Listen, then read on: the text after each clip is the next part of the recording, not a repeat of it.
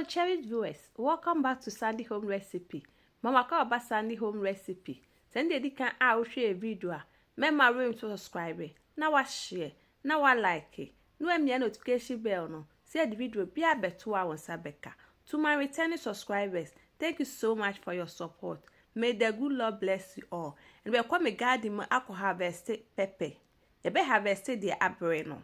Ni ye jade emre ye no. Nti ye start. Aha no, ye betete de abre ni nyina. De emre ye no echi bebre ni aye den ya betete. Wotete ana de agu ade mu. Ekosita wa betete ni nyina amanasa.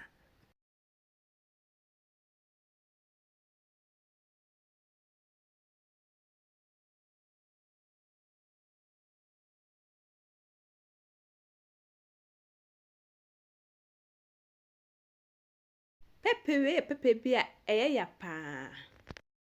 Please, if you are new to our channel, don't forget to subscribe, share, like, and also click the bell icon to get new video we will post. We be so aye de atete ekosita betete de abre ni nyina.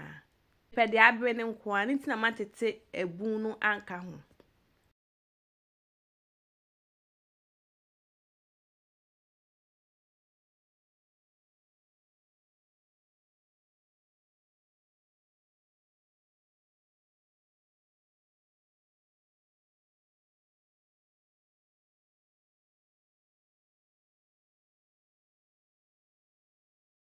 Buo na ya mape no akohwe egu basket ni mu ekosita betete ni nyina aye de awie.